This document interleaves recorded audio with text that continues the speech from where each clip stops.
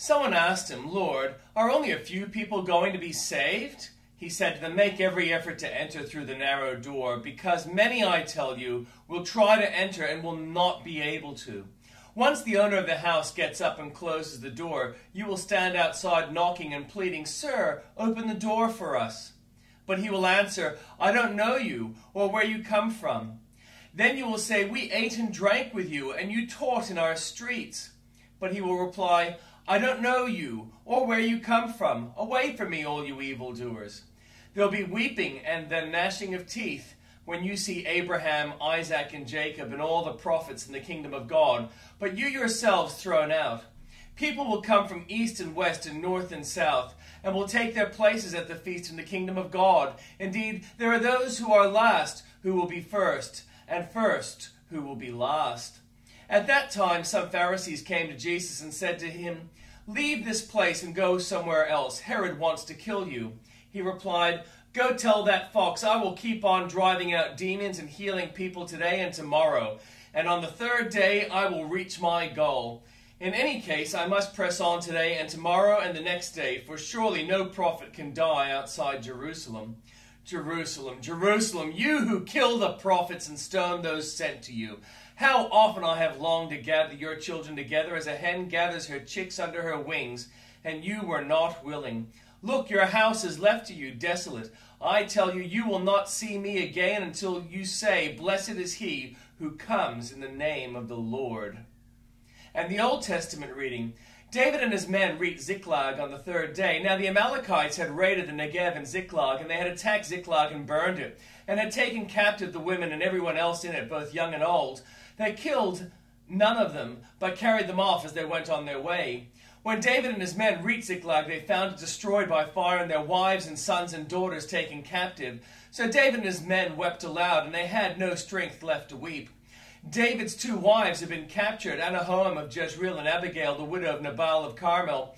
David was greatly distressed because the men were talking of stoning him. Each one was bitter in spirit because of his sons and daughters. But David found strength in the Lord his God. Then David said to Abiathar the priest, the son of Ahimelech, "Bring me the ephod." Abiathar brought it to him, and David inquired of the Lord, "Shall I pursue this raiding party? Will I overtake them?" "Pursue them," he answered. "You will certainly overtake them and succeed in the rescue." David and the 600 men with him came to Besor Valley, where some stayed behind. 200 of them were too exhausted to cross the valley, but David and the other 400 continued the pursuit. They found an Egyptian in a field and brought him to David. They gave him water to drink and food to eat, part of a cake of pressed figs and 2 cakes of raisins. He ate and was revived, for he had not eaten any food or drunk any water for 3 days and 3 nights. David asked him, "Who do you belong to? Where do you come from?" He said, "I'm an Egyptian, the slave of an Amalekite. My master abandoned me when I came ill 3 days ago. We raided the Negev of the Kerethites, some territory belonging to the Judah, and the Negev of Caleb, and we burned Ziklag." David asked him, "Can you lead me down to this raiding party?" He answered, "Swear to me before God that you will not kill me or hand me over to my master, and I will take you down to them." He led David down, and there they were, scattered over the countryside, eating and drinking and reveling because of the great amount of plunder they had taken from the land of the Philistines and from Judah. David fought them from dusk until the evening of the next day, and none of them got away except 400 young men who rode off on camels and fled.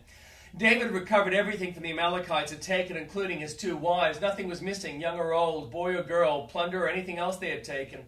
David brought everything back. He took all the flocks and herds, and his men drove them ahead of the other livestock, saying, "This is David's plunder." Then David came to the 200 men who had been too exhausted to follow him and were left behind at Besor Valley. They came out to meet David and the men with him. As David and his men approached, he asked them how they were. But all the evil men and troublemakers among David's followers said, "Because they did not go out with us, we will not share with them the plunder we recovered. However, each man may take his wife and children and go." David replied, "No, my brothers, you must not do that with what the Lord has given us. He has protected us and delivered into our hands the raiding party that came against us. Who will listen to what you say? The share of the man who stayed with the supplies is to be the same as that to him who went to battle. All will share alike." David made this a statute of ordinance for Israel from that day to this. When David reached Ziklag, he sent some of the plunder to the elders of Judah, who were his friends, saying, "Here is a gift for you from the plunder of the Lord's enemies." David sent it those who were in Bethel, Ramoth, Negev, and Jatir, to those in Aroer and Sipmoth and Eshtemoa and Rakal, and to those in the towns of the Jerahmeelites and Kenites, to those in Hormah, Borashan, Athak, and Hebron, and to those in all the other places where he and his men had roamed. Now the Philistines fought against Israel. The Israelites fled before them, and many fell dead on Mount Gilboa. The Philistines were in hot pursuit of Saul and his sons, and they killed his sons Jonathan, Abinadab, Malchi-Shua. The fighting grew fierce around Saul, and when the archers overtook him, they wounded him critically. Saul said to his armor-bearer, "Draw your sword and run me through, or these uncircumcised fellows will come and run me through and abuse me." But his armor-bearer was terrified and would not do it, so Saul took his own sword and fell on it. When the armor-bearer saw that Saul was dead, he too fell on his sword and died with him. So Saul and his 3 sons and his armor-bearer and all his men died together that same day. When the Israelites along the valley and those across the Jordan saw that the Israelite army had fled and that Saul and his sons had died, they abandoned the towns and fled, and the Philistines came and occupied them. The next day, when the Philistines came to strip the dead, they found Saul and his 3 sons fallen on Mount Gilboa. They cut off his head and stripped off his armor, and they sent messengers throughout the land to the Philistines to proclaim the news in the temple of their idols and among their people.